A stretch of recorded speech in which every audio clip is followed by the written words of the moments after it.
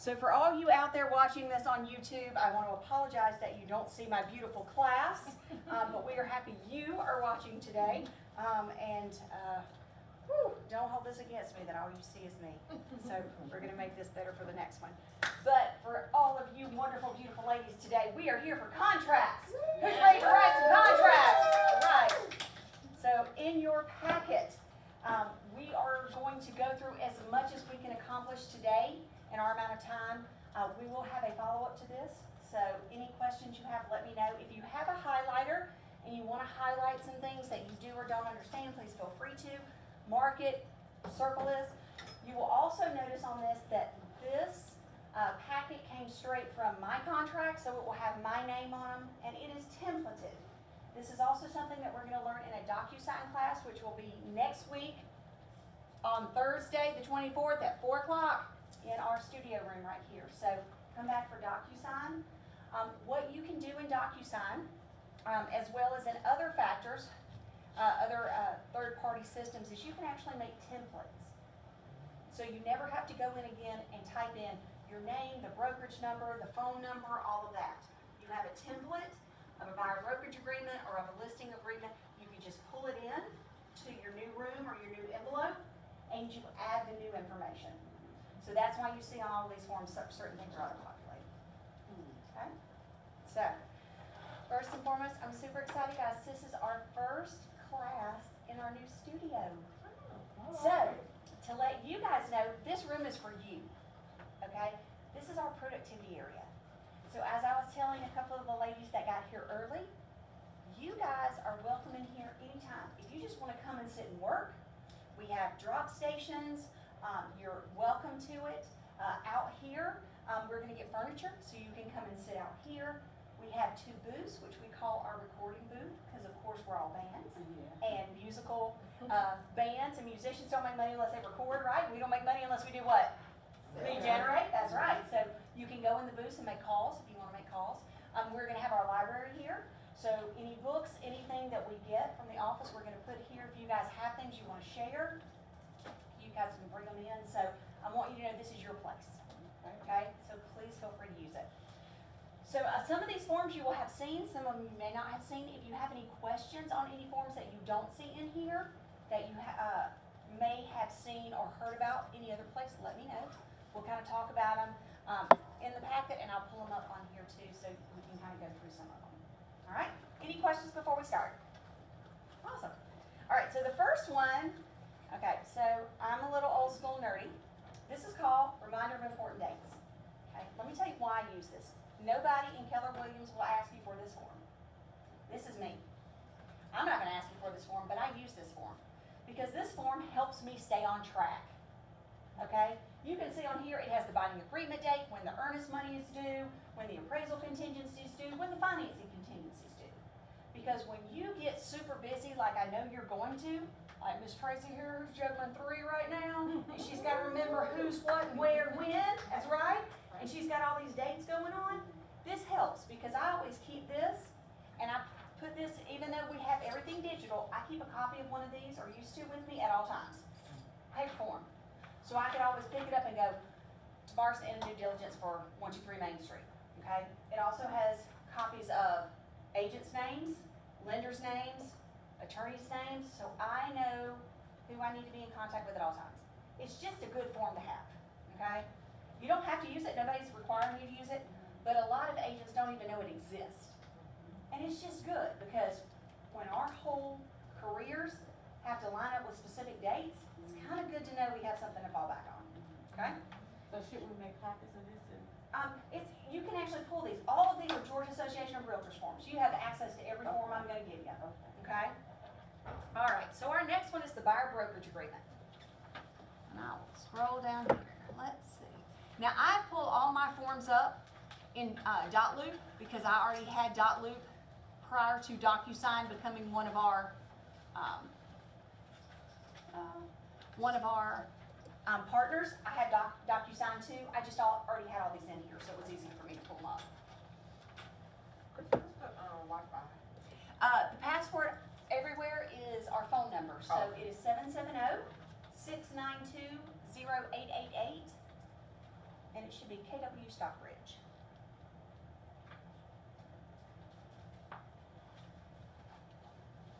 All right, so now all of this is on front and back, so you kind of have to flip them around a little bit.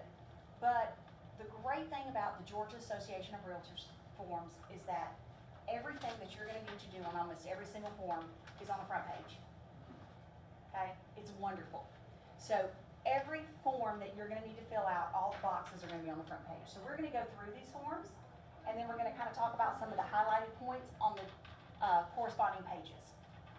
So for the buyer's brokerage agreement, of course, I love it because the number one on every form that you fill out is the most important box you fill out. Of course, it's number one. So number one on the BBA is what? Who are you in the BBA with, right? Who's the buyer? Who's the broker? And of course, as we all know, our broker is Keller Williams Realty Atlanta Partners. Now you can put Stockbridge. You're more than welcome to put Stockbridge, but if you just put Atlanta Partners, that is who we are known as the brokerage. Okay? And then of course, the buyer's name. If it is a husband and wife or two partners that are buying the property together, please make sure you put their both names and they are the full names. Okay? And that is in this box right here. Oh, no, I pulled up the listing agreement. Let me pull the other one. I apologize. Full name, first, middle, last. However, it is legally for them. Okay. Where is my... Okay.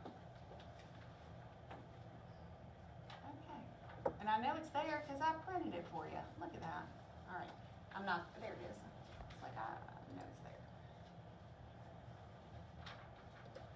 So it's the first box is the buyer's name. The second box is our brokerage name. And then, of course, the date. The next is the terms. And, of course, our terms are starting date and ending date. So it's when the agreement starts and when the agreement ends. And I have a lot of people that ask me, well, how long should you do a BBA? Well, that is a matter of how long do you expect these people to be looking for a house? Right now, you probably should say just about 30 to 45 days because they better be on their P's and Q's or they're not going to get a house, right? I know Ms. Myrtle is working on a commercial deal that could be 190, 200 days, depending on the type of circumstances because those are quite a bit longer. So you want to make a good guesstimation on how long it will be. To be safe, you can always say 3 months, okay? But let them know when you're going through this and let them understand why you are doing it for that amount of time, just in case, okay?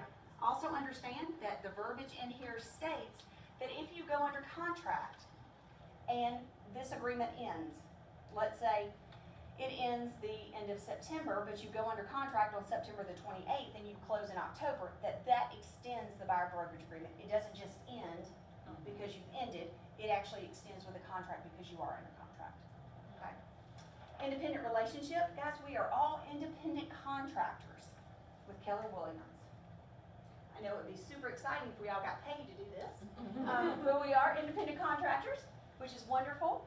We actually have the joy of paying Keller Williams to hang our license here. Isn't that wonderful? Agency and brokerage. Now you have to go way back to your class days, but the following types of agency we do not offer at KW here are dual agency and sub-agency. Now I'm pretty sure we all remember what dual agency is. We do not represent both the, right, we don't represent both the buyer and the seller as clients. But does anybody remember what sub-agency is? Well, almost like subcontracted out to another party. Absolutely. And sub-agency was, that's very good, Ms. Daphne. Sub-agency was actually popular before buyer's agents came out. You became a sub-agent of the listing agent because there was no buyer's agents.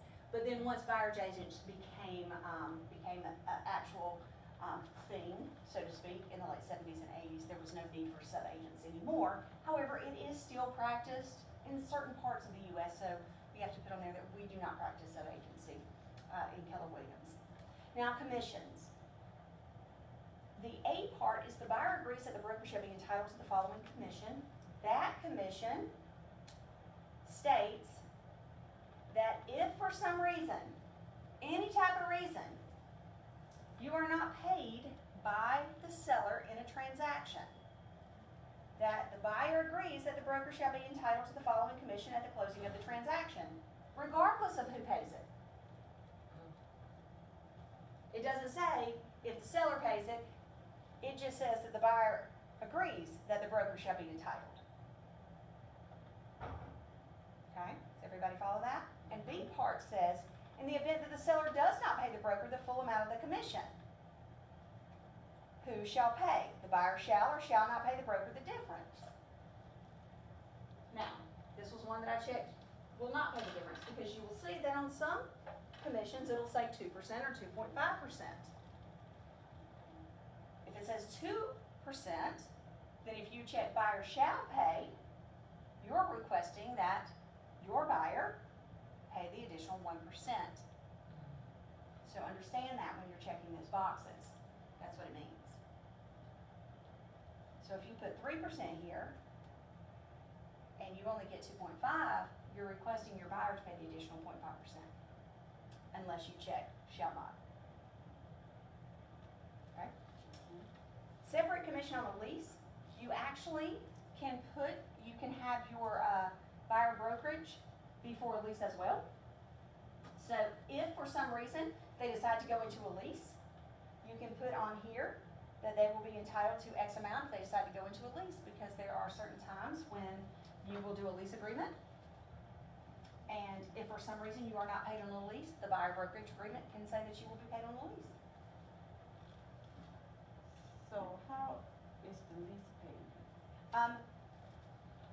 There are very many circumstances that leases aren't paid, you don't get paid on a lease at all.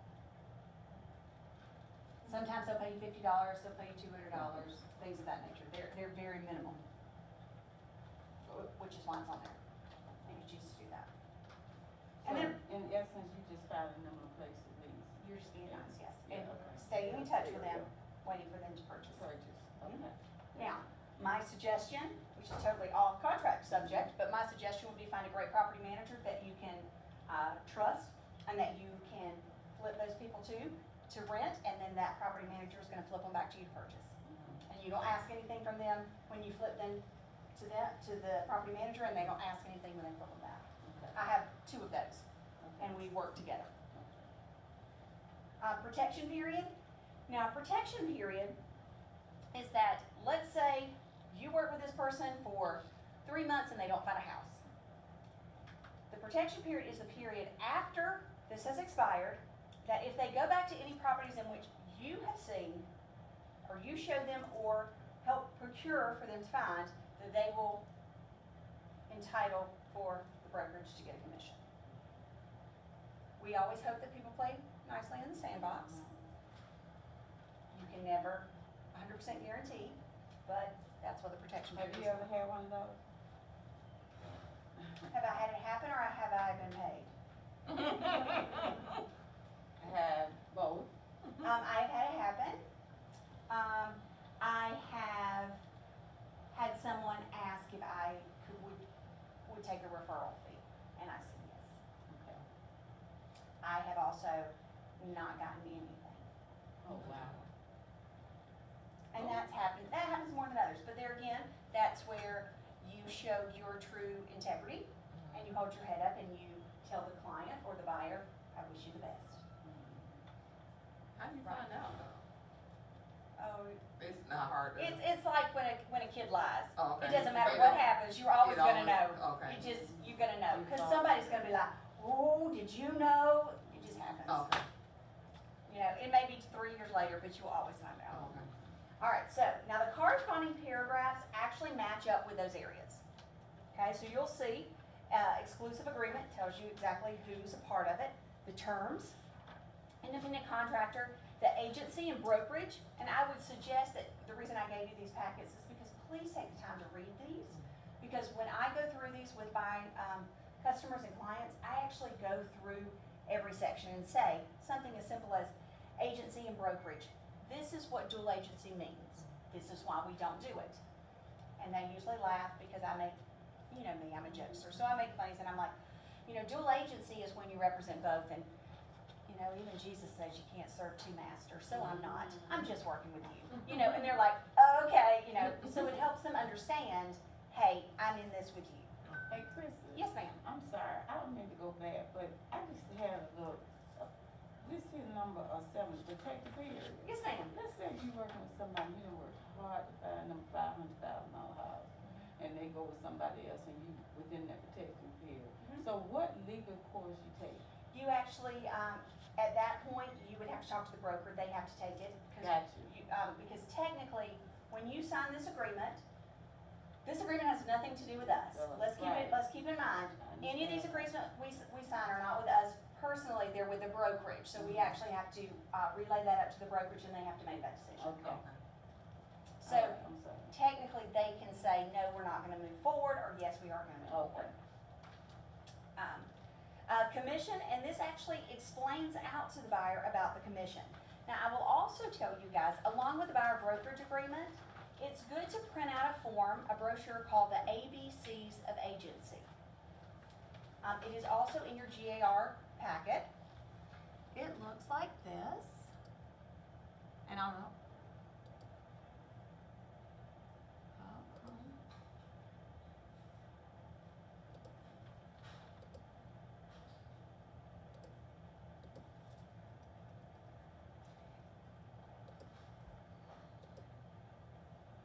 And we'll see on the back page where you can check that you gave it to them.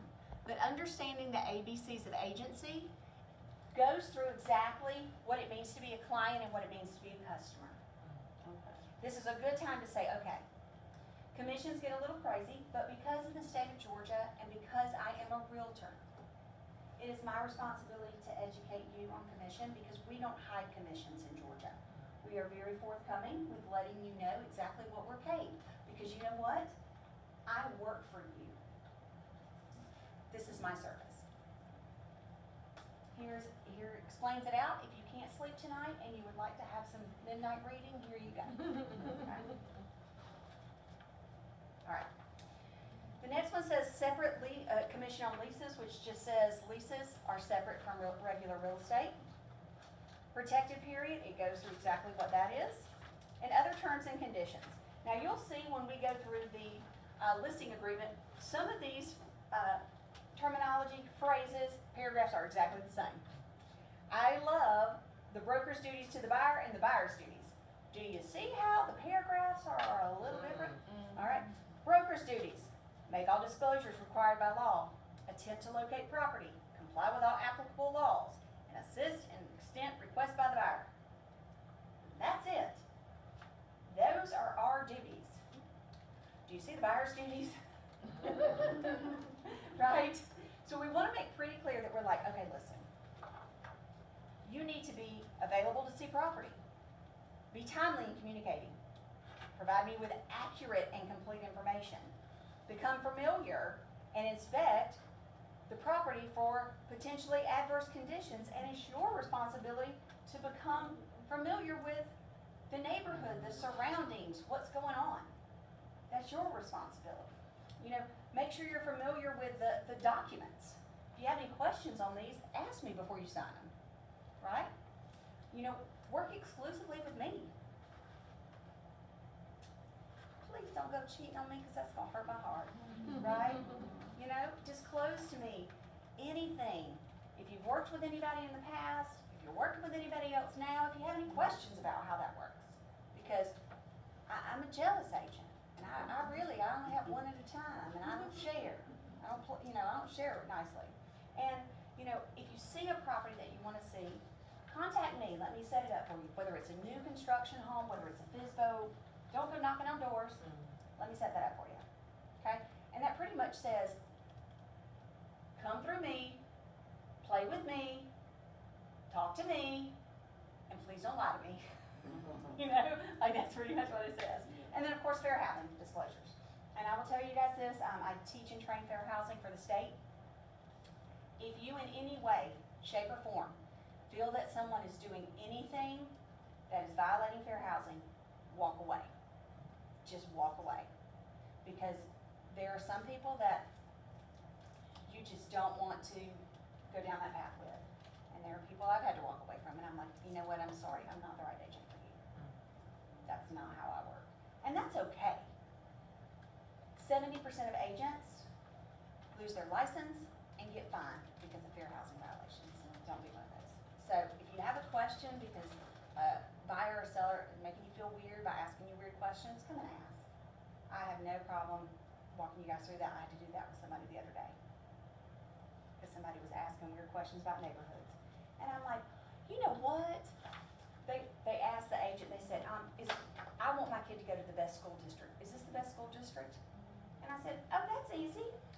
Every school district's the best school district for somebody. This might be the one for you. You have to do your own research about that. Absolutely, right there. That's it. And it says it right here. That's their responsibility. Okay? When will you be having another fair housing place, do you know? I don't know. We'll have to get it on the schedule. But usually I try to have those. You get CE credit for those. Limit on broker's authority and responsibility. This is my favorite one. If you break the law, I'm gonna tattle on you, and if I break the law, you can tattle on me. How's that? Okay? And also, I'm not an appraiser, so I can't appraise your house. I'm not a lawyer, so I can't give you legal advice, and I'm not a dentist. You don't want me working on your teeth. But I do know a great appraiser and a great attorney and a great dentist, so I can get you somebody that can help you with all of those, but I am your real estate advisor. So I can help you on all matters real estate related, okay? And that's pretty much what all of this page says, except for the fact of number 6. Disclose everything. We keep all things confidential. We don't disclose any information. However, if it is something that is pertinent information that could be something that could hurt someone else, we're gonna disclose, okay? When it comes down to confidentiality or legal terms, something that could hurt someone, we're gonna disclose. Quick question. Yes, ma'am. About, the referral of, appraisers or something that they're needing, is it okay for us to do? Or- Yes, and I always give them multiple ones, cause I can, yeah. They can be like, well, they told me this one Yeah, person. no, I know, we have a whole line of people, a stack of Okay, people of all different job descriptions. gotcha. So they can come and you can give them 3 different appraisers, 3 different, attorneys. I can give 3 different dentists, Okay, but that's just to let them know, that's not your wheelhouse. okay, So that's not something that you can help them with, but you can find them somebody if they need it. okay.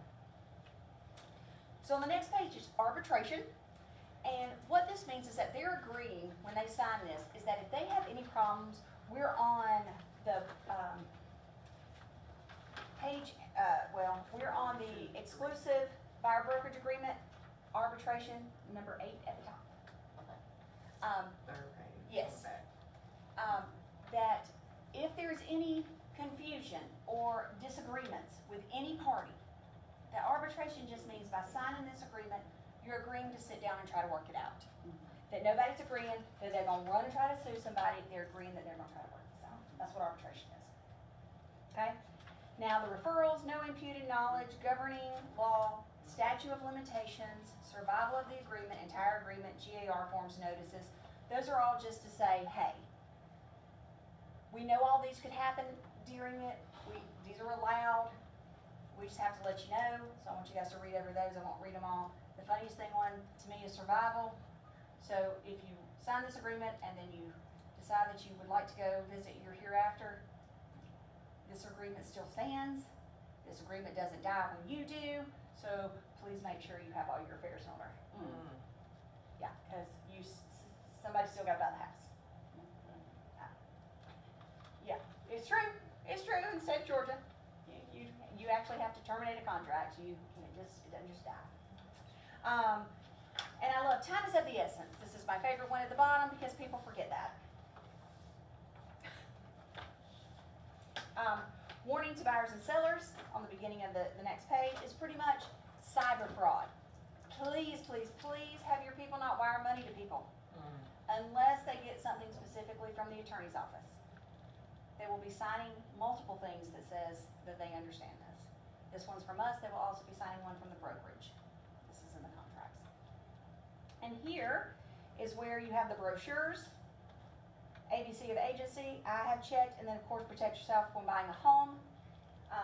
It is always good to add in there your lead-based paint exhibit, or excuse me, your lead-based paint brochure, and then of course, if they are,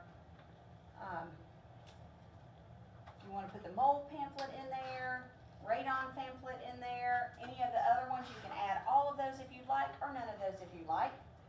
But all of those are available to you in the GAR packet. And please forgive that was for a specific client when I printed it out, so you can X that out. At the bottom, I just have a phrase on there because we communicated through text, was his preferred method. All right, the last page, which is one of the most, or the most important page in the entire document. Per law, if it is not on this page, as far as a way of communication, you cannot communicate with them. Please don't just have them sign and stick their phone number in there. That means you can't email them anything. So how are they supposed to sign this document if you e-sign it? They can't. It won't hold up in a court of law. So, as far as their name, their address, their email, if they have 4 email addresses, write all 4 down. So Just this in case. address right here is the address that they're living at now. Mhm. So let me ask this, can you go back in there and add these things? After they've signed it, typically you cannot, only because it usually wipes out their signatures. What you can do is you can add an amendment to the brokerage engagement. Okay? And we'll look at an amendment. But yes, you can change it. You can add an amendment. I have to do that. And that's fine. That's not a problem.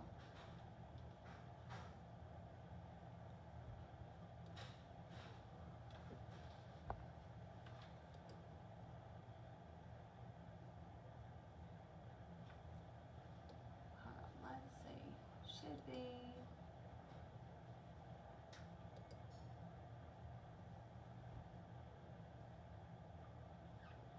You can do 2. You can do 1 amendment to a brokerage engagement, or you can just do a simple one that looks like this. Amendment to agreement.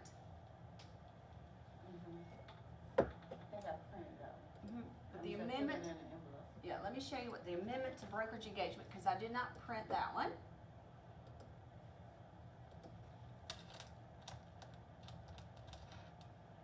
Amendment to, This is in what happened? this is if, like, she put the wrong address on her. I didn't put any address. Oh, you didn't put any address, okay? Oh.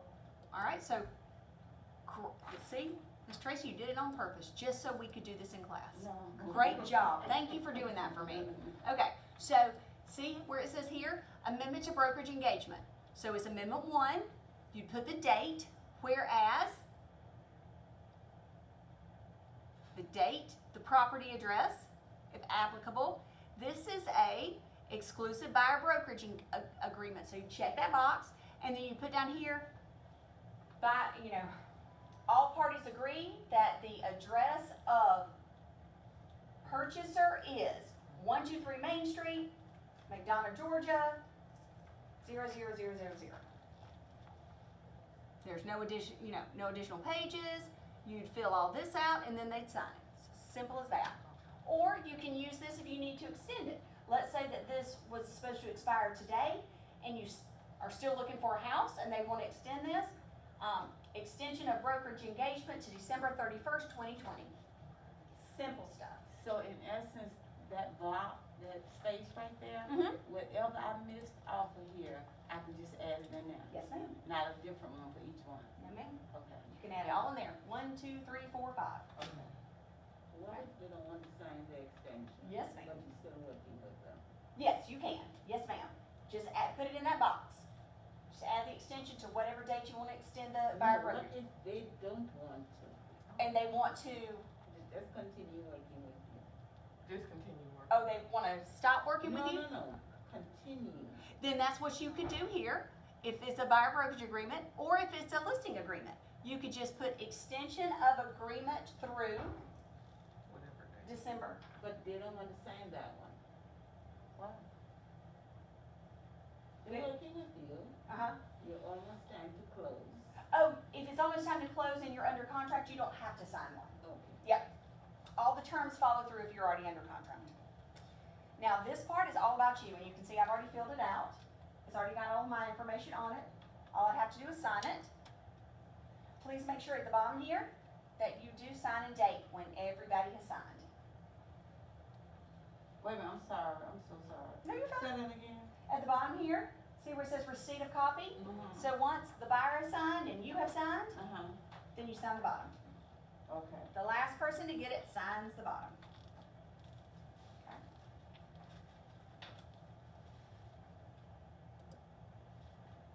All right. The next one is agreement to work with the buyer as a customer. Now, Hey, Christie, I'm sorry. yes, ma'am. So, to go back in here and add this amendment, I will find that envelope under, option. You would go right back in, just like you were working with that one, and just pull another document down into the envelope. Yes, ma'am. Now, this form, let's say you go through all of this, you meet them, and you just, you go through exactly your spiel, and they were like, you know what, we don't feel comfortable being a client, we just wanna be a customer. And that's completely fine, guys, they don't have to be your client.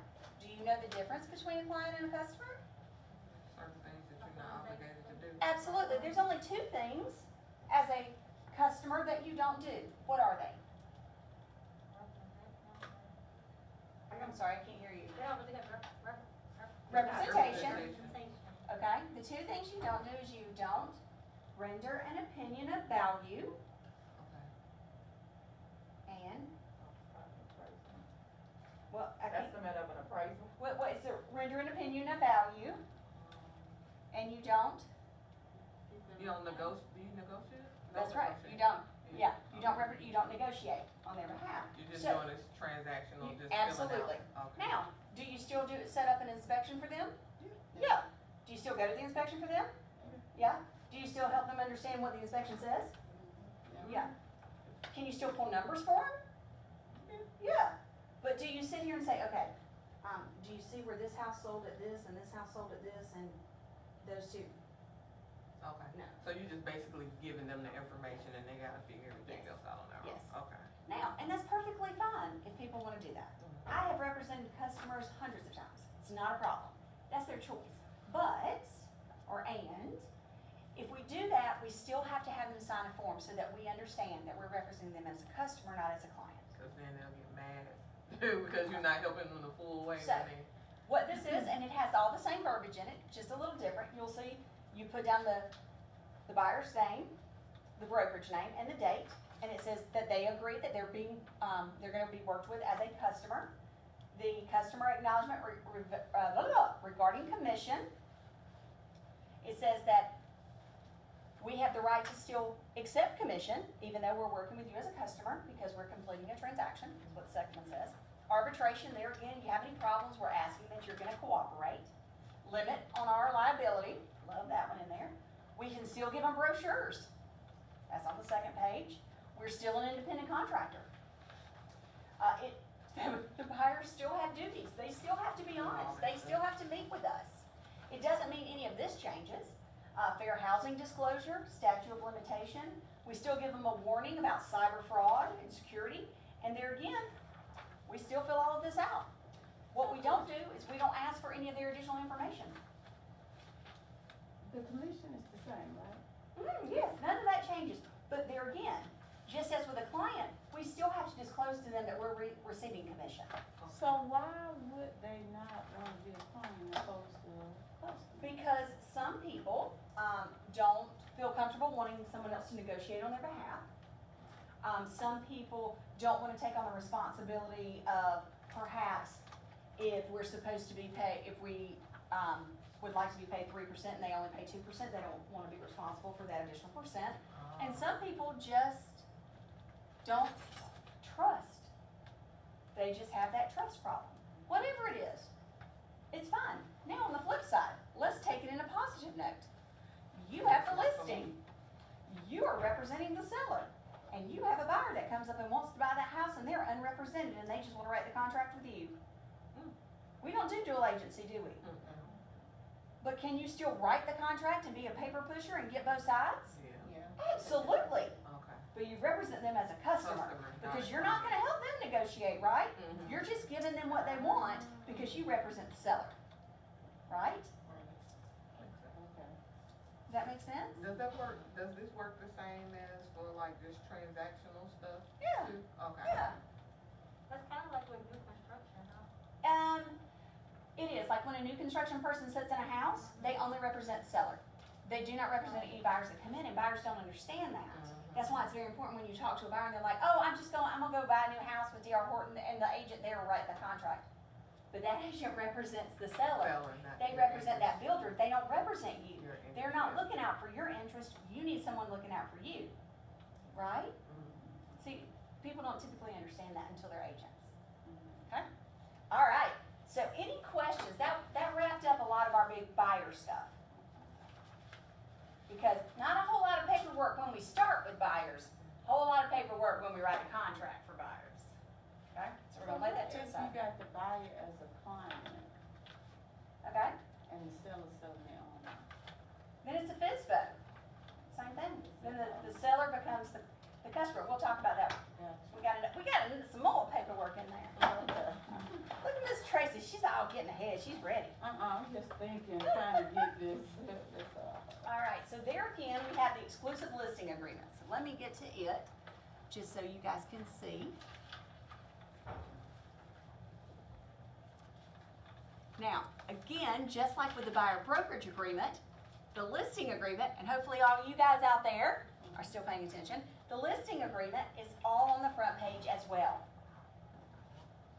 Okay? So, of course, number one is the most important, right? Number one states, the undersigned, which is the seller or the client. So the difference here is we're talking about seller is always client. When we talk about seller, with a listing agreement, the seller is always our client, okay? And when it comes down to it, typically, when we have a seller within our brokerage, that seller is always first, okay? That seller always becomes the client. Because we have paperwork on them. Right, so property identification. This is your address, your city, county, and zip code, and your tax parcel ID number. Right, when we go through the listing, I'm gonna get on my high horse a little bit here, because I am a very analytical and I'm a numbers-driven person, okay? I love the law. Do not pull this from somebody's old MLS. Go directly to the tax records and copy and paste it, or double check it, triple check it, do it yourself. Because Lord love real estate agents, but we're not always the slowest, most patient people. And a lot of times people are in a hurry to get that stuff done and they don't do it correctly. And you're talking about the tax parcel ID ID number. number. Yes, Okay. ma'am. So if you go to CRS or you go to Q Public and you see that tax ID number, just copy it on your computer, go into your form and paste it. Paste it in your form. So you said CRX, who? CRS or your Q Public, like your tax records. Okay. So question. Yes, ma'am. When you see the real estate listing, Mm-hmm, they could tell you tax information, mm-hmm, and you go to the back where they give you history and all of mm-hmm. that. You don't use that. No, you can use that if it's through the MLS where you click on it and it takes you to the tax. Mhm. What I'm saying is, don't print out an old MLS sheet and use where the agent typed in the tax ID number. Make sure you go and look at the tax ID number to make sure it's correct, or Right. use their link. And the link that'll take you to the Mhm. history and all of that other. That's property. fine. That's fine. That's fine, Okay. because that's the MLS putting the link in there. I'm just saying user error. Mhm. Now, Part B is the legal description.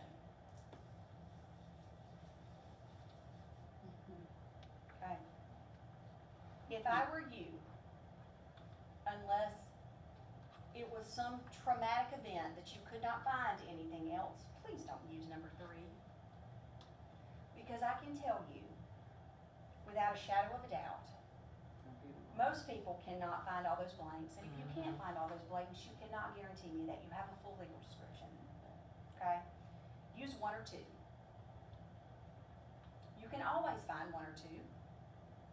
Number 2, you can always find through CRS or through the tax records, you can get the deed book and page. I can find the deed book and page and go and look and see that it's the right property. You can actually go onto a website called gscca.org.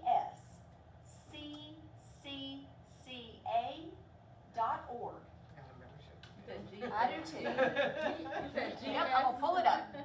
It is gscca, 3 C's, a.org. It is the Georgia Superior Clerk's site. You can register, it's like $12 a month to be a member, and then it costs you like 50 cents for every page that you print. You can print off almost every single security deed, cancellation, warranty deed, legal description in the state of Georgia if the counties have uploaded them. Now, I live in a smaller county with a lot less people that work in our courthouse. Now, I will give our county and the courthouse that is there, those women have worked their buns off in the last few years to get our stuff up to date. And all of our new stuff is up to date and it is great. A lot of our older stuff is not. And just to let all of you know, we live in a surrounding area that still does good old boy business. And they sell property by the shake of a hand. And they sell to their brother's, cousin's, friend's, mother's, best friend, sister. And some things are a little hard to trace. However, this does a wonderful job to ensure that you can actually print off the legal description. Why do you guys think that's important? And I'm gonna digress here just a little bit. It's easier to find it that way than to have to run down to a courthouse to try to look through books. Absolutely. To find it. And let me tell you a story. And I try not to go off on too many stories. However, this has happened to me in the last 3 years, is the only reason I say it. I had a property that I listed and got a contract on and went to sell it. Now here's what's crazy. My client was a real estate agent in South Florida. This was her dad's house. Well, it was technically her house.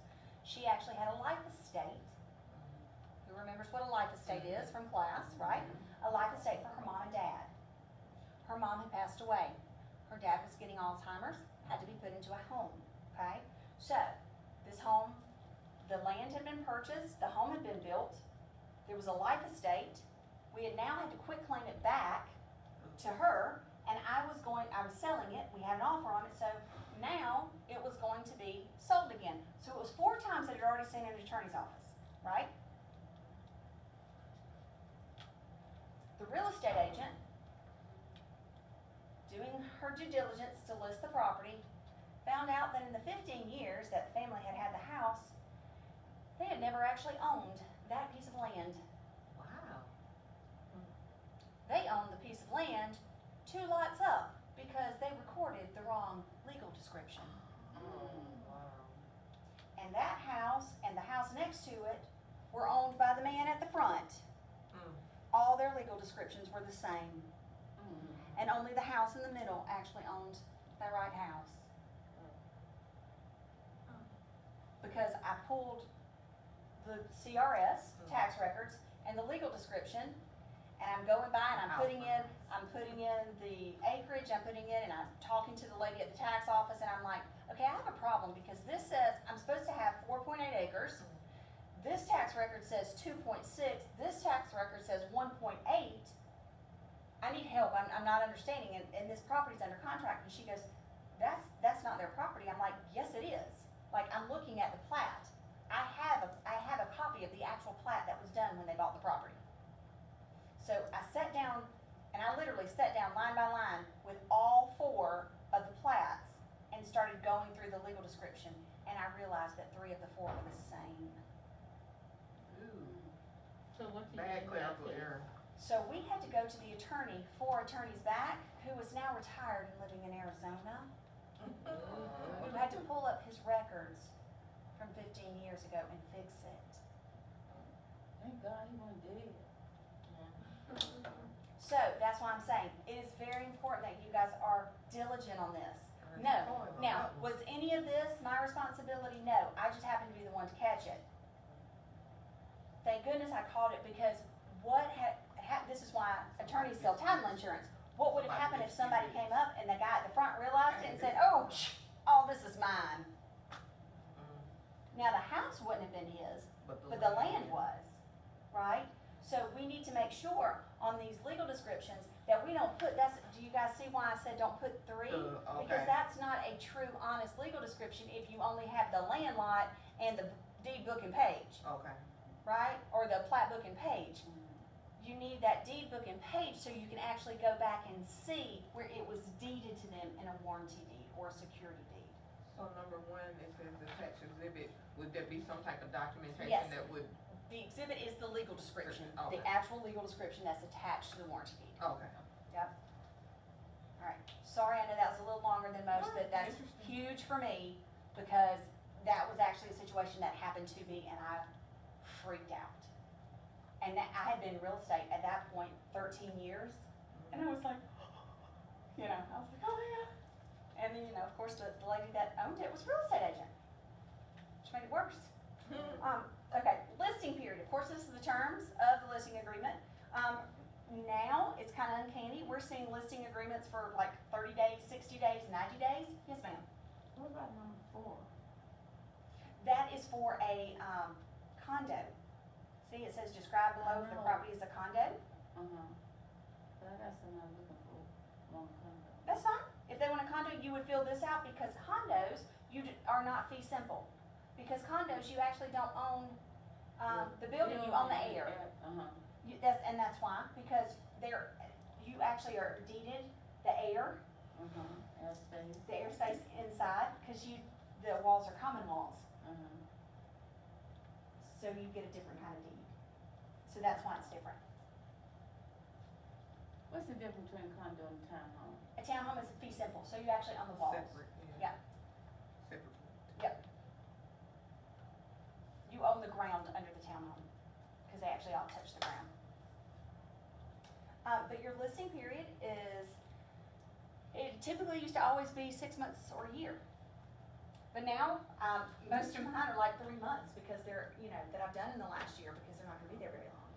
But still typically, I would say 3 months to 6 months. You can't really start a marketing plan less than that. Broker's duties for the list price, to list the property at which price, and that's your agreed upon price. Negotiation. This is where the seller does or does not authorize the broker to assist in the extent requested by the seller in negotiating the terms of filling out pre-printed real estate purchase and sale agreements and or counteroffers. Okay, help them understand. This does not mean you're gonna negotiate on their behalf. This means you're gonna fill out forms. Okay. So I always check yes. And I tell them, they're like, well, what if I want to negotiate? Well, yes, you're gonna get to work with me on that. This is so I can fill the forms out for you. Okay. Marketing, and you'll see I've already put in there Georgia MLS and FMLS. In Henry County, you're not required to be in FMLS area, but I would highly suggest it. We have more and more agents that are searching FMLS from Atlanta down here. Why wouldn't you want to give your seller the benefit of the doubt? So do both. I would do both. I do both, which Newton County has just become a required area as of this year, but I did both before that. Okay. All right, the commission. This is always the fun part, because you have sellers that don't understand. The seller agrees to pay the broker at closing 6%, and let them know that's it. You don't pay any more, you just pay 6%. Block B is to let you know that once we get that 6%, that I'm gonna take half of that and pay to the other agent. They think that's coming out their pocket. Right, they think that they're like, oh, are we paying 9, are we paying 12? I'm like, no, you pay 6, I'm taking half to pay. And they're like, oh, you're paying half of yours? Yes, that's what I'm doing for you. Yeah, right, cause that's what we do. Okay.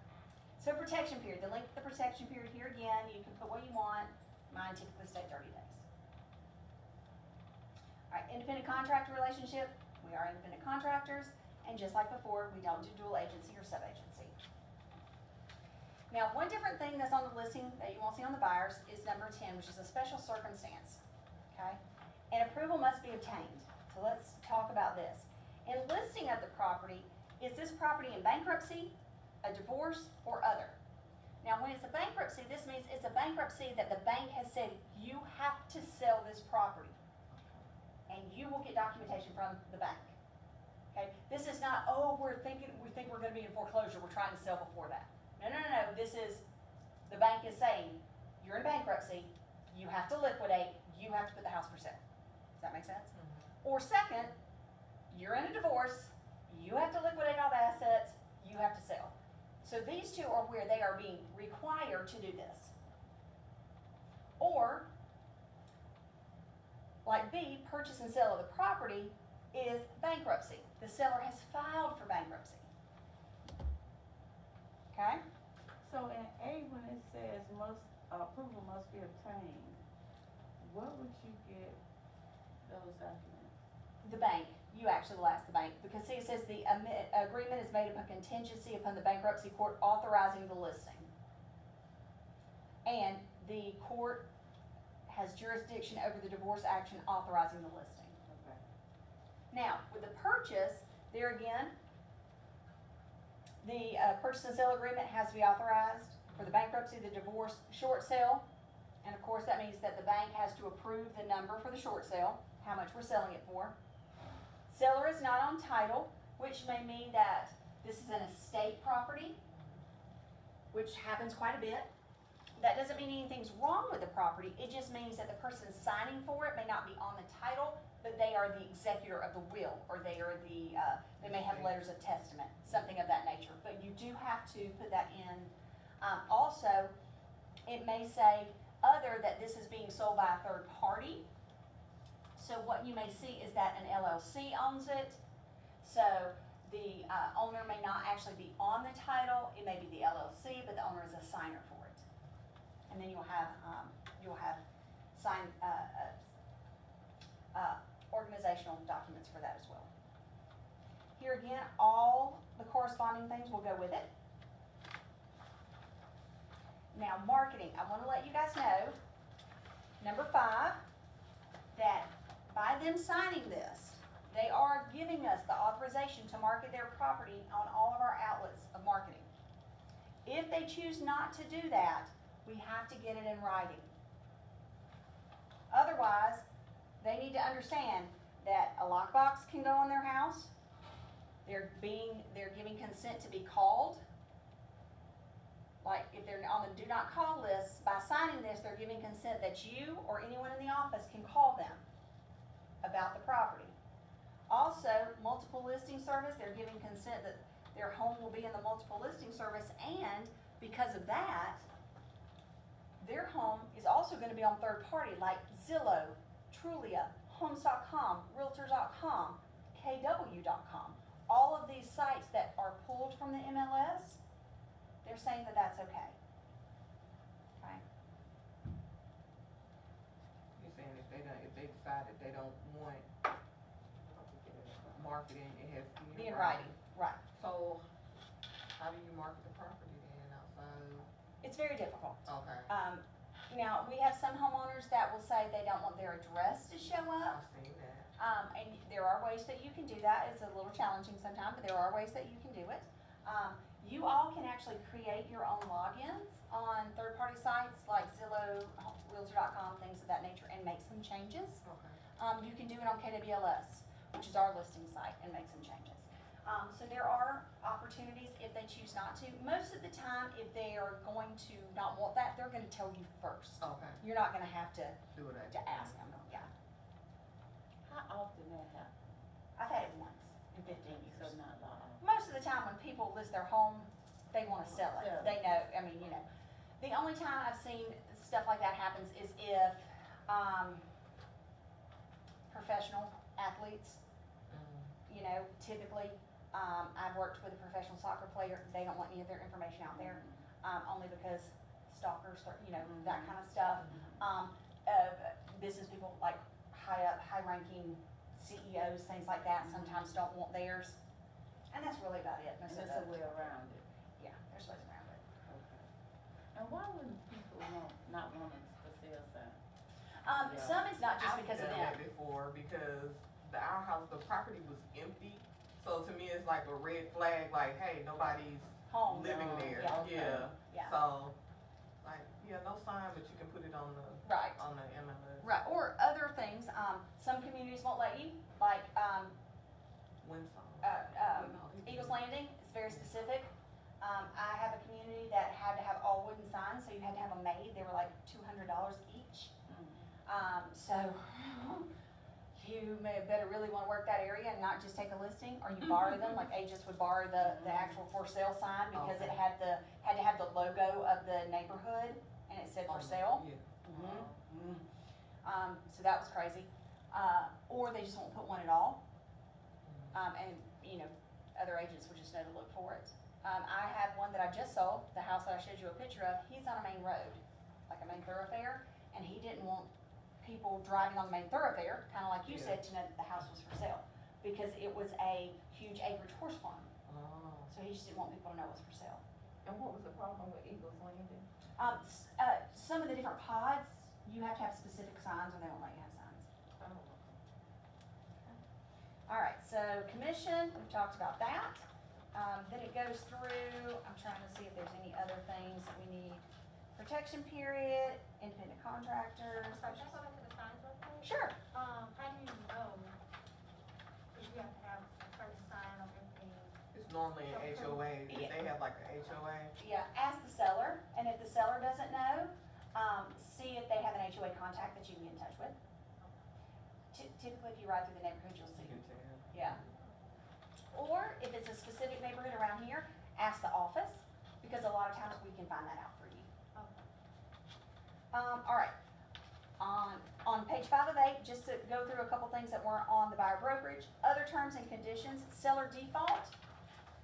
Of course, we don't want buyer or seller to default, but this just tells you in the event the seller defaults under this agreement. And what is the seller default? That's if you bring a ready, willing, and able buyer at a ready, willing, and able price that you've already agreed to in this, and they say no, they're not gonna sell. That's a seller default. You put a house up on the market for $400,000 and you bring a buyer for $400,000 with no closing costs, and then they say no, they don't wanna sell it. I'm sorry, I'm still doing my commission. I did what I told you I would do, right? Okay, so just be aware of that. In that case, do we let the broker know? Yes, you Okay. do. Seller's property disclosure statement, and this says in here, within 3 days of this date of agreement, seller agrees to provide the broker with a current, fully executed property disclosure statement.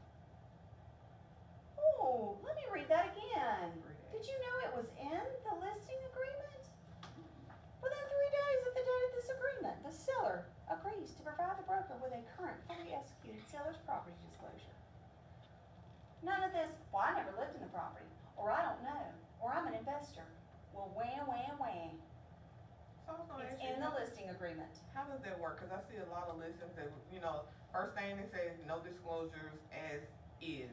Well, and they can say that all day long. It says right there in the listing agreement, unless they have it listed in the listing agreement that says that there is no disclosure, and it should be under special circumstances right here that says other, and it listed out that it is an estate property or that no one listed there. And if you don't have that listed out, guess what?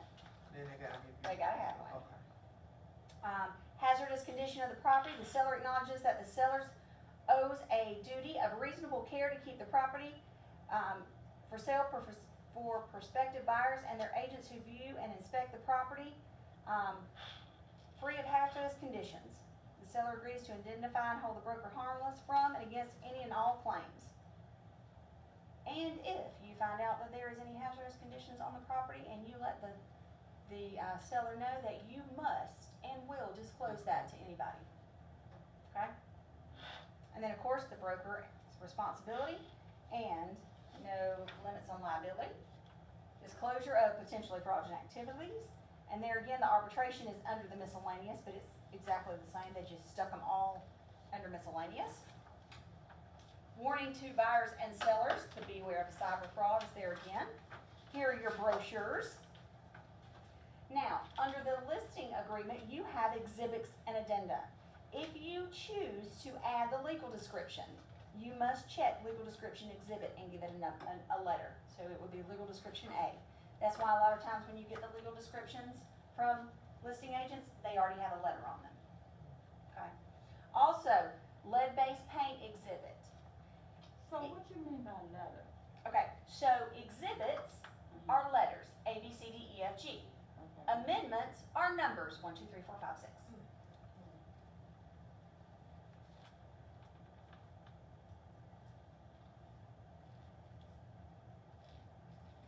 Now, understand, if you list a home, it is always a good idea, just go ahead and get them to sign that lead-based paint, even if the house was built last year. You know why? Okay. Over CYA. CYA. CYA, what's that? Cover booty. Yes, cover your booty. Okay. So those two, you can always check will be on there. So the lead-based paint And the legal description, if you choose to print out a copy of the legal description, if not, you've done deep book page. okay. And there, again, just like with the buyer brokerage, if it's not on here, you can't contact them on this back page, so make sure they fill this out completely. And you need to know, when you're going into a listing appointment, how many people are on the deed. Is there the husband? Is there the wife? Is there the husband and wife? Is it the husband, the wife, and the grandma? Because there's only 2 blanks, so do you need to bring another additional signature page for everybody to sign? Quick question, I saw something where, say for instance, that goes with the whole husband and wife thing. Wife had a house, but they're married. I've seen some people say that they still put both people on, just whoever's on the, whoever's listed on the deed, that's the only Yes. person, okay. Okay. Now, we went through those slowly, so we could go through them. The next ones we're just gonna talk about. I'm gonna show you what the forms look like. We won't go through them line by line. I just want you to be able to recognize them, and we'll talk a little bit about some of them. The next one that you'll see is the seller's property disclosure. This is one that I would suggest you send to your seller before you ever show up at their house. This is a great part of the pre-listing packet. Along with that one, the next one in your packet is my personal favorite, the Community Association disclosure. And if you don't know if they have a HOA, send it anyway. Have them mark a line through it, write their initials on it, so when you go to closing and the attorney goes, well, it says here that they live in Woodland Hills. Well, Woodland Hills doesn't have an HOA. They still live in a subdivision, but not all subdivisions have homeowners associations, okay? What do you call that, the homeowner The association? Community Association disclosure. Okay.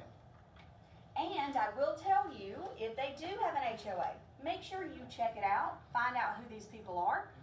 Perfect example, I closed on a house on the 4th. I knew all the information, I lived there myself 2 years ago. Well, things changed in 2 years, there's now an initiation fee. And because I didn't know that, Christy had to come out of pocket, $200. Because I didn't realize that there's now an initiation fee that the seller has to pay for the buyer to move in and join the HOA.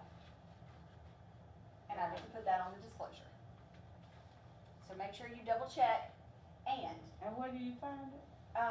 you don't, the seller finds it. These are the 2 forms that we do not fill out. Okay. We have to send these to the seller to fill out, okay?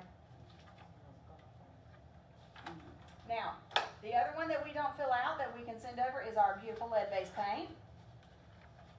I love feeling like Vanna. So these 3 are ones, if you choose, that you may send before you ever step foot in the door. But after they sign, You can send it before, it's up to Okay. you. The, seller's property disclosure and the community association disclosure, I typically send in my pre-listing packet and say, Okay. I'd love for you to look over these, cause these are things that we can talk about Okay. when I come to do your listing presentation. So we Okay. don't fill out the lead fee? The No. seller does? No, we don't fill any of that out, they fill that out and we can just sign it, and that I usually send when I send the listing agreement. Alright, the next one I threw in there just because I knew Ms. Tracy was gonna ask about a FISBO, I just felt it in my soul. So I put in there the authorization to show unlisted property, if you do decide to show a FISBO, and I hope that you do, cause those people need to understand how important real estate agents are. This would be the form that you would fill out and send to the FISBO, to the owner of the property before you go show it. Couple different reasons. This protects you. It also requests that they will compensate you in the event that you sell their property. It's the authorization to show unlisted property. Okay.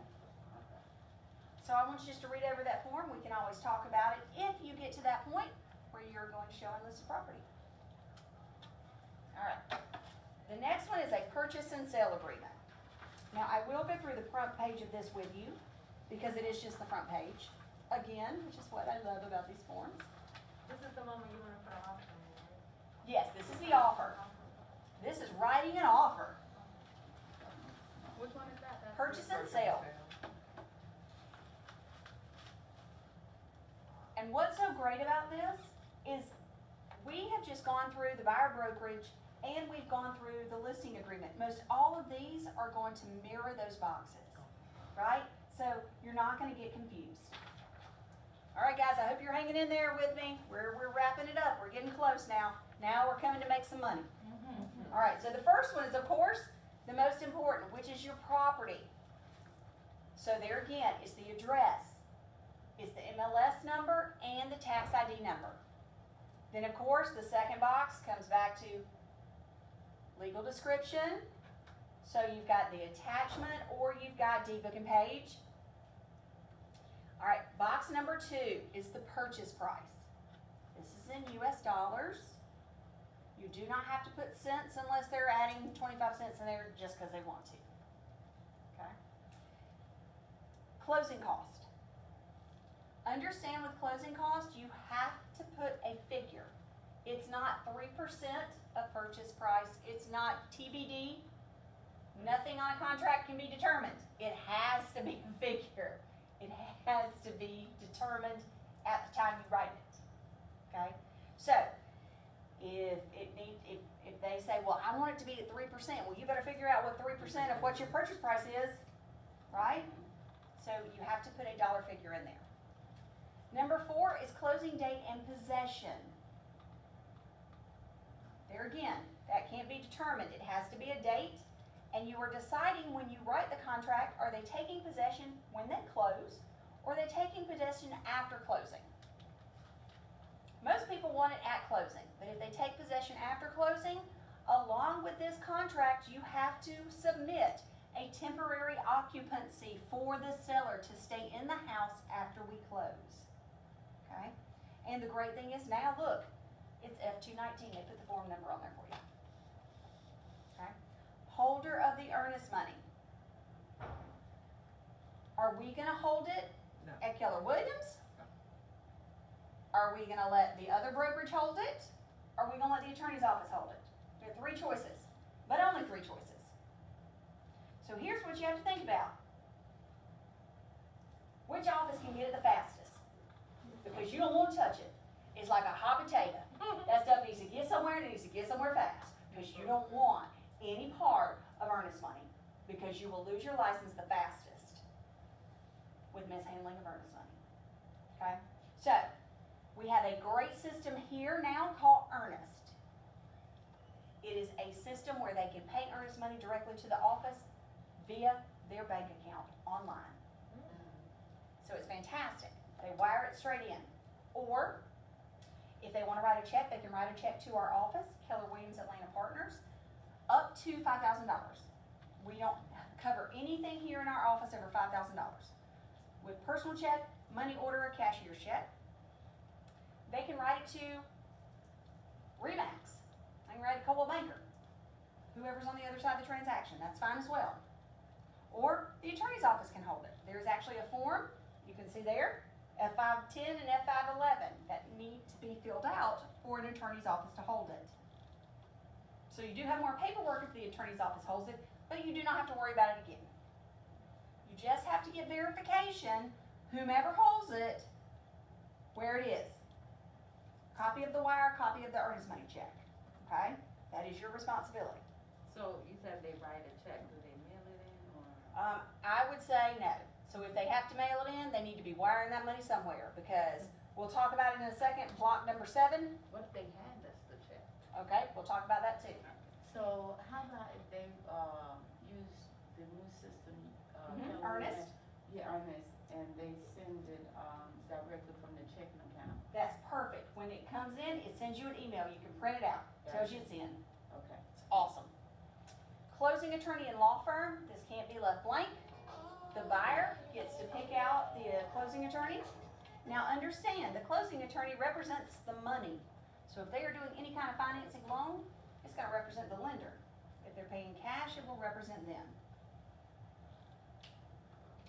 So the buyer gets to pick the attorney? Typically, yes. Now, it could be a, Where do they pick them from?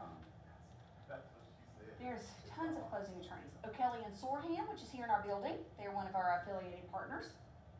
Can we give them a list? You can if you wanna make a list. I know that in my area, there is, Weissman, who's all over Atlanta. There's also a Weissman office in Covington. There is Luter Larkin and Hunter. And actually, Tua Barley runs the office here in McDonough, as well as the one in Conyers. Tua is awesome, for Luter Larkin and Hunter, blah, blah. Tricia Smith is in Conyers. I know David Henderson's in Covington. Strickland's office is here in Stockbridge somewhere. I just am not sure where it is. Like you learn who the offices are. And yes, you can actually go on and pull up real estate closing attorneys, talk to some of the other agents who works well with them. And a lot of times the people who are purchasing may have worked with other agents or other closing attorneys before and may know. But So- Richard and Courtney do a great job. They're the ones right up here In this building? in the building. So, I did at what Michael- point do you contact the closing attorney? I will get to that. I'll tell you that in just a second. Okay. Michael and me, they're. Michael and Gray? Yeah, Uh-huh. they're. They're not in this building, but They're they're on the in, other side. yeah, they're in this area. Cause I Yep, know they were. yep, they do very well, and they also have an office in Loganville. Okay. Yep, they do a lot of new construction. Closing attorneys, are typically contacted by the buyer's agent. And everything, is sent to them. I send it within the first 24 to 36 hours. I don't play.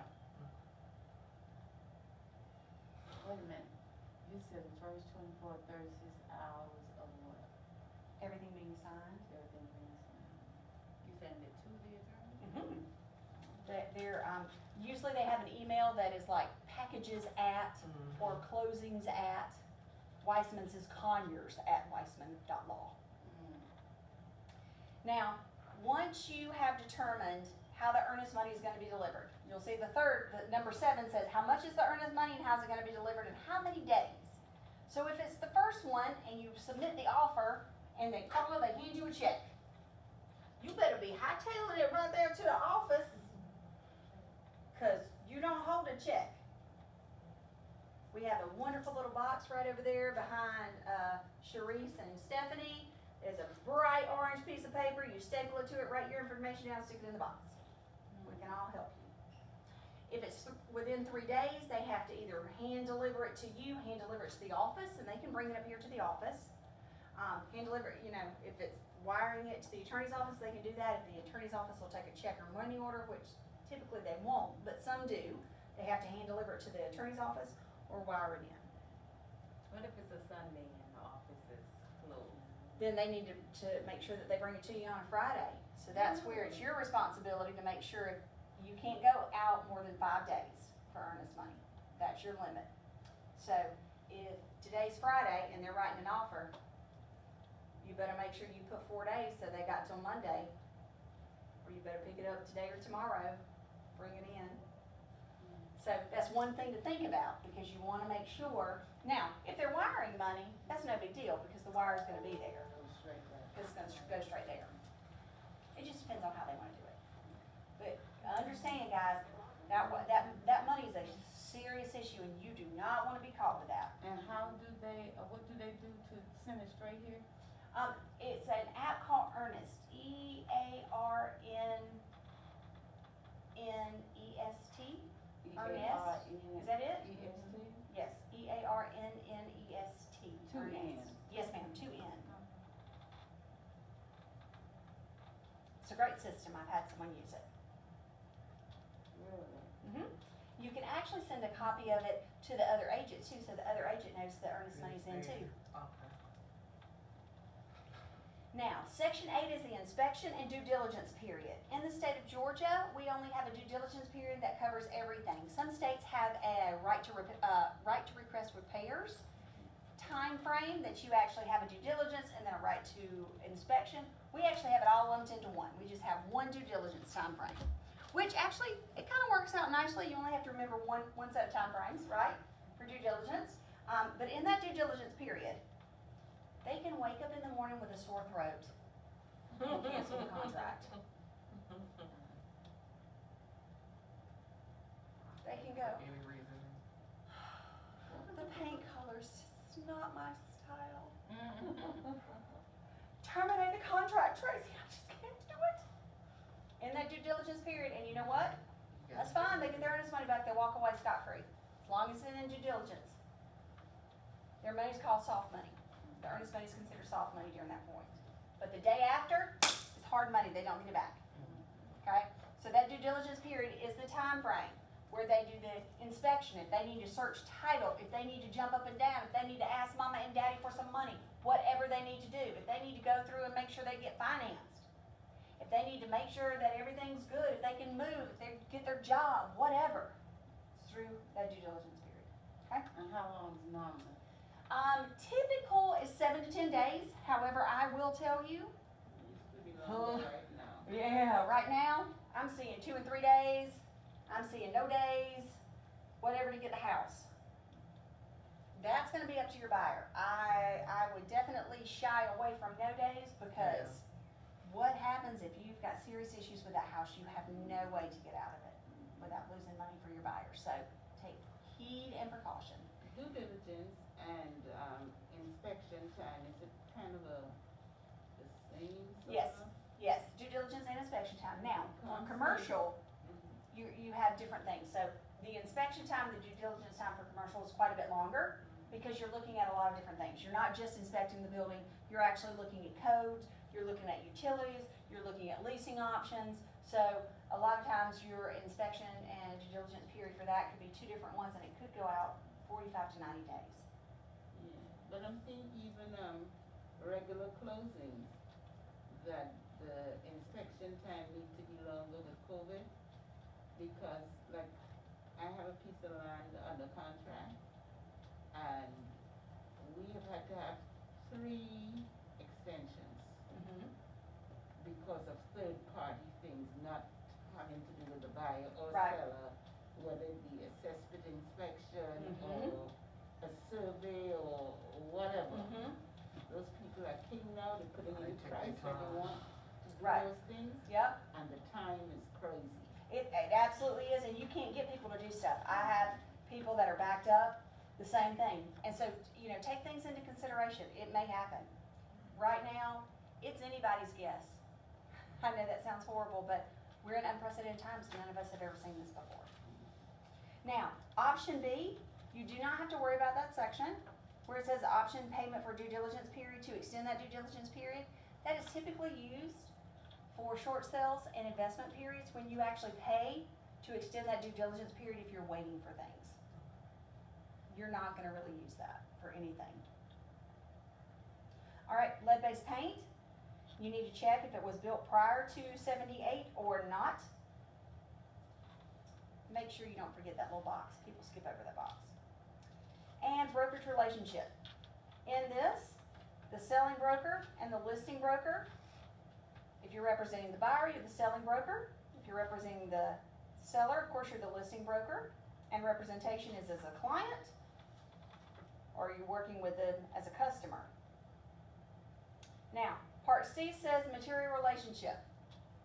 This is if you're related, if this is your BFF. Guys, if you are so close to somebody that you can breathe the same air and you know secrets about them their spouse doesn't, you need to disclose that. I have put down that this is my best friend because there are people I like more than my husband. To me, that's a material relationship, right? Okay. And don't forget the time limit. Don't leave that blank because you're leaving a contract hanging out there for who knows when. Because like we say, if it doesn't die when someone dies, it definitely ain't dying if you don't put a time limit on it to expire. So make sure you put those expiration dates on it. You can extend an expiration date, that's not a problem. You can always rescind it, you can always do it verbally, but you need to put an expiration date on these, okay? Question, Yes, ma'am. what if you're part of a corporation or so, an LLC, Mm-hmm.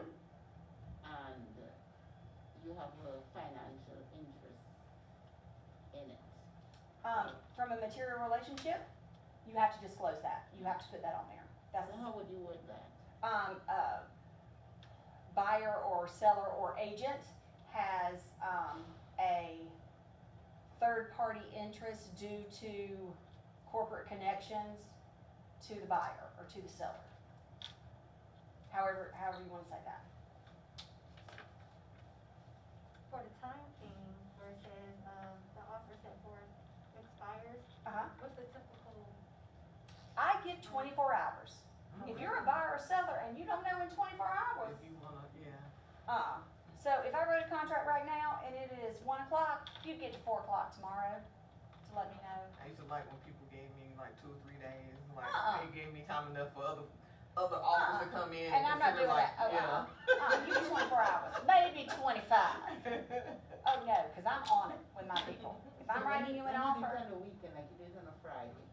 you get till Saturday afternoon. Mm-hmm. If I write it on a Saturday, you get till Sunday afternoon. And on Sunday, you're gonna look good less time on Monday because you gotta go back to work, so you need to make that decision before you go to work. But there again, that's me, that's me being aggressive for my buyer because I don't want somebody else to come in and bulldog me over, right? Exactly. I want my buyer to get it first.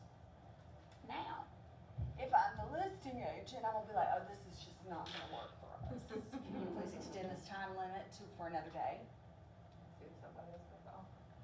Of course, right? Yeah. So it's who you're representing. Mm-hmm. Alright, so I'll skip through, there again, I'm not gonna read all this, cause I want us to go to the last page, I want you guys to read these. But we have to initial at the bottom, right? They do, buyer and seller do, Okay. we don't.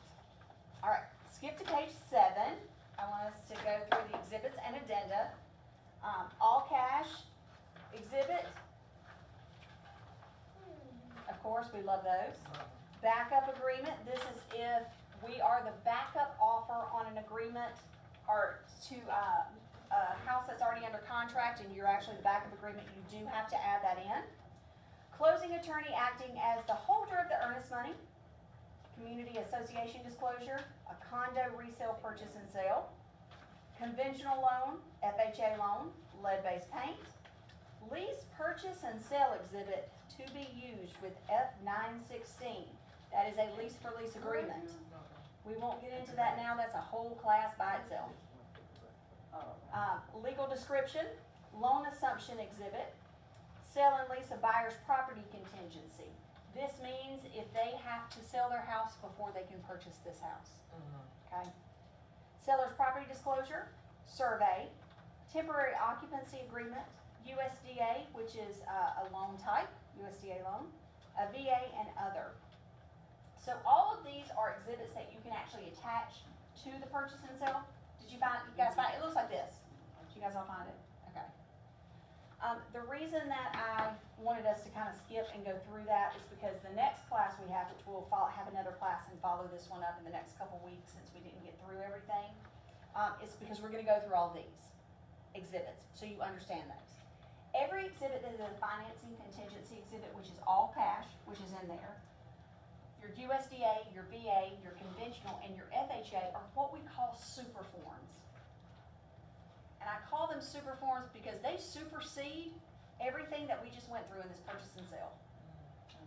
When you attach a loan exhibit, a financing exhibit to a purchase and sale, everything in the financing exhibit trumps everything in your purchase and sale. So if there's ever a conflict, the financing contingency wins. Which is why it is so important to understand those to protect your client. On both sides, the seller side and the buyer side. The buyer side, of course, because you're protecting their money and their interest in the property. The seller side is because you know what to look for and ask for. Because as a listing agent, you have the right to call the lender just as much as the buyer's agent does. And most people don't even realize that, right? So I want you guys to go through those and read them. And then, as you can see, I'll flip through some of the forms. You'll see all of those are here, all of those forms and exhibits. And I'm gonna skip through until you see amendment to agreement. And then I've added some amendments in here, just so you can see some of the typical ones that are used. I have amendment to agreement, which is just a general amendment that can be used with anything. If you need to change a date, if you need to take a person out of the contracts, if you need to add a person into the contracts, these can be used for any of it.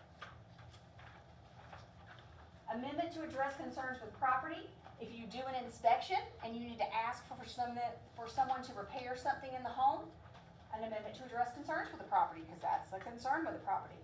Hey, Mr. Seller, you got you some termites. Thanks so much. Can you fix it now? Right? This is all through due diligence period, and we'll talk about that. The one thing about every amendment has to be signed by both parties. Okay? An amendment to change the closing date or possession date. This happens quite a bit, right? Things get pushed back or pushed up. You have to be able to have all parties sign that. Okay? Amendment to change the due diligence period. Maybe you didn't get that inspection back, like you were talking about, right? Ms. Myrtle, you need to push that due diligence period out to make sure everything's good. You can actually do that. Now, this is the instruction to closing attorney. We have to have this so we can get paid at the closing. That's kind of a nice one. This is a happy form when we get to this one. Now, these forms that are the last ones, these are Keller Williams forms. These are required by our office. Okay? So I was gonna ask you a question about the Sure. Keller Williams form. Yes, ma'am. The DA. It's in here. Do you go back and put that in the amendment if you didn't like it? I'll show you. All of these are separate forms. These have nothing to do with your contract. Okay. But these have to be signed and have to be uploaded into Command so you get paid. Okay. Alright, so wire fraud. This has to be signed whether you're listing something or it's a buyer. Okay? Looks like this. This one is for your listings. This one is a sewage system and water disclosure. And you know what? When I have a listing and I'm sending those disclosures over to the buyer's agent, I send this one too. Yeah. Cover myself. One of those CYAs, CYBs. This beautiful disclosure is an exhibit that your seller has to sign as well that says we are affiliated with O'Kelly and Sorhan. And O'Kelly and Sorhan pay us as a brokerage to be affiliated with us. And because we are marketing and listing their property, we have to tell our sellers. Okay? So, Krista, these here that you said, like the sewage system, the Wi-Fi, Yes, ma'am. so we have to print these off and I'm gonna say, send them to the lawyer and make sure that they sign them. All of this stuff here then goes to, It's in Command, so you can actually go in Command and click on it. If you look in Command under Documents, where all your forms are, that you click on the file to upload them, if it has a line underneath the title, you can click on it and the form will come up. and you can download it. So then you can upload it into, DocuSign and make a template out of it, so you can always have it to send to all your clients. And then once they sign it, and you put it in your room and in your envelope, then you can upload it back into, as a file and send it to the Market Center to check. Okay. Now, this one's a fun one. FMLS 118. When you get, your property under contract, you need to fill this out if it's in FMLS. All right? And then, of course, one that we all love, ta-ta-da, your DA. DA stands for Distribution Authorization. Yes, you all know what I meant. Money authorization. Money. Money. This is so you can get paid at the closing table. Which is all of our favorite forms. So guys, I know that we didn't get through everything today, but I hope that this helped you go through and answer a couple questions that maybe you didn't know. And I know, like for Carla, who's about to use some of these forms to write up her very first agreement. I know I'm super excited. Now, as I'm wrapping up, I will tell you about the contest if you didn't already know. Right. Well, no, that's for the office. We have our own contest in productivity. So the productivity contest is any agreement written. So that's a buyer brokerage agreement, a listing agreement, or a contract between September 1st and September 30th. Your name gets written on the board. The most ones written, Miss Sherry Pettis has agreed to let the winner go a whole day and have a listing appointment and spend the day with her. So that's a big deal because she doesn't let anybody go on listing appointments with her. So she has agreed to do that. She is one of our top producing agents in the office and has been. So we're super excited that she has agreed to work with us in productivity. So you guys let me know whenever you have agreements and sign stuff, because to me, having a buyer brokerage agreement, having a listing agreement is just as important as having a contract, because we know that those are going to turn into additional business. Whether it be a contract down the road from that, or they're gonna tell their friends how amazing you are, and it's gonna bring more business in if you have listings. So we're super excited. I'm glad that you guys were here today. I'm glad you guys watched, and we're gonna get ready for our next class. And I look forward to the great, wonderful things that are gonna happen. So all we right. have a Georgia MLS for this, right?